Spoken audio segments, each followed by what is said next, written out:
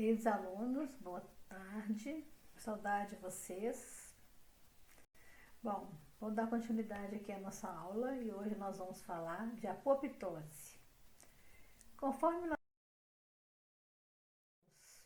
falado anteriormente, né, lembro que eu dei o exemplo do embriãozinho, né, quando ele começa o seu processo de formação, de transformação da mãozinha. A apoptose ela é conhecida como morte celular programada, ou seja, é uma morte celular não seguida de autólise, ou seja, ela não é seguida da sua autodestruição. E ela sempre vem de uma forma ordenada, ela demanda energia para sua execução totalmente diferente da necrose, onde nós não temos um processo energético e sim uma destruição celular. A apoptose ela vai estar sempre relacionada com a manutenção da homeostase. Lembrando que a homeostase, né, ela está relacionada com a regulação fisiológica, ela é um processo de harmonia entre o organismo. E ela também pode ser causada por um estímulo patológico, tá? Podendo ser até uma lesão de DNA. Mas é uma morte fisiológica programada visando a renovação celular e não a destruição, como é no caso da necrose. Então, a gente vê ali, né, o girino, as fases, né, do sapinho, as fases embrionárias do sapo, onde ele é o girino, a larvinha, o girino até a transformação de sapo. Isso é um processo de apoptose. Então, é um mecanismo útil que ele vai manter o equilíbrio interno dos organismos multicelulares. Ele tem fisiologicamente, né, ocorre não só em humanos, mas em outras espécies vivas e também até nos vegetais. Mas nos humanos eu vou dar dois exemplos muito comuns, que é o desenvolvimento embrionário, né, onde as estruturas fetais elas vão sofrendo uma evolução celular durante o período gestacional para uma melhor formação e mobilidade.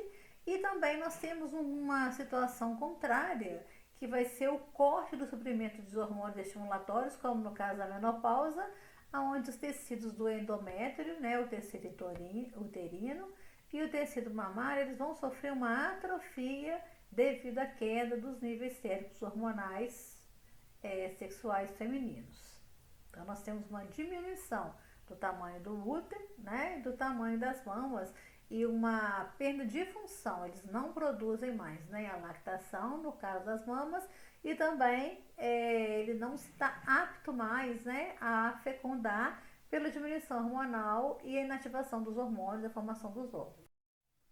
Então, a apoptose, ela é renovação de células lábeis. No próximo slide eu vou falar o que são essas células lábeis. Geralmente são células que fazem revestimento, né, do nosso tecido, da nossa cutis. Essa apoptose também, ela pode ser um estímulo do nosso sistema imunitário, né? Ela pode ser estimulada pelo linfócito T, que é o linfócito citotóxico, né? É o linfócito que vai trazer a formação, estimular a formação dos anticorpos.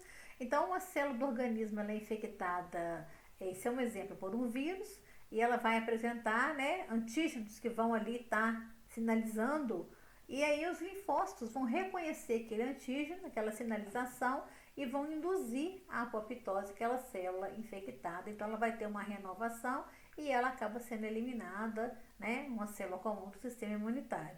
Ou então também após uma resposta imunológica, né, a produção de anticorpos do indivíduo a um agente fisiológico. Então, a apoptose ela não está somente ligada a uma renovação ou uma transformação, mas ela também participa do processo de defesa do nosso organismo. E aí, quando nós falamos em células lábeis, nós temos uma classificação celular de acordo com o tempo de vida. Então, nós temos células lábeis, células estáveis e células perenes. Eu vou falar um pouquinho de cada um aqui agora.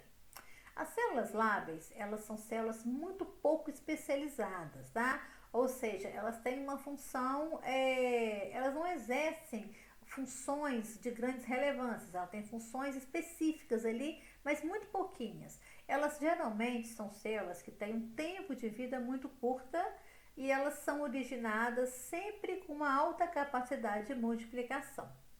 Então, quando eu falo em células lábeis, um exemplo mais típico do nosso organismo é a epiderme. né? A epiderme é uma célula de revestimento, a gente está vendo ali a epiderme, né, nesse slide aqui, olha, é feita de um tecido todo estratificadozinho. Elas são bem juntapostas, tá? Não tem vasos sanguíneos e elas recebem suprimento do tecido subjacente, que no caso aqui, ó, nós temos embaixo, bem grudadinha, é a derme. E nós temos aqui juntinho a camada que une a epiderme e a derme, que nós chamamos lâmina basal. Então, através da lâmina basal, a epiderme, ela é uma célula que é nutrida. Então, quando a gente fala de uma célula lábil, é aquela célula que ela sofre uma renovação celular, né, a quase todo o tempo, ela está sempre renovada. E se nós descamarmos a nossa pele, né, nós sabemos que a epiderme, a primeira camada, ela vai sempre, né, se renovando. Quando eu falo em células estáveis, tá, já são células que têm um certo grau de especialização, ou seja, elas têm uma função, né, mais definida, mas elas ainda têm uma capacidade de multiplicação, principalmente se tiver uma lesão.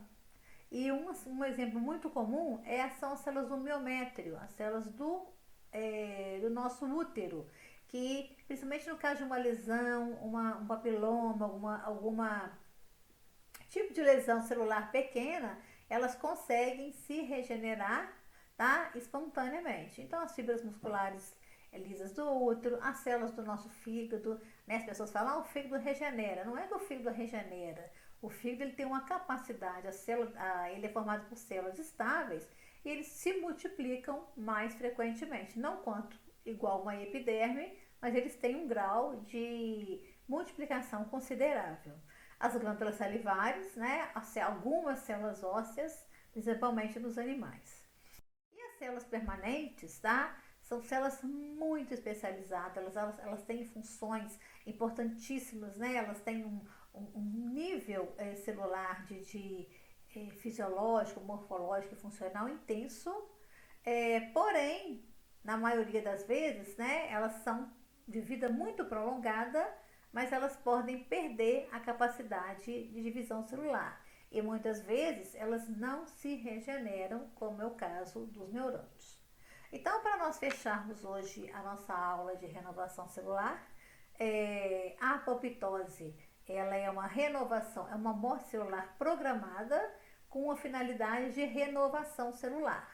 Ela serve para novas formações de novos tecidos, mas ela também está presente no tecido, está presente no nosso sistema imunitário em situações de defesa do nosso organismo. Próxima aula, vamos dar continuidade à patologia. Deixo um abraço para vocês e até para a semana. Aqui deixo as referências bibliográficas. Até breve.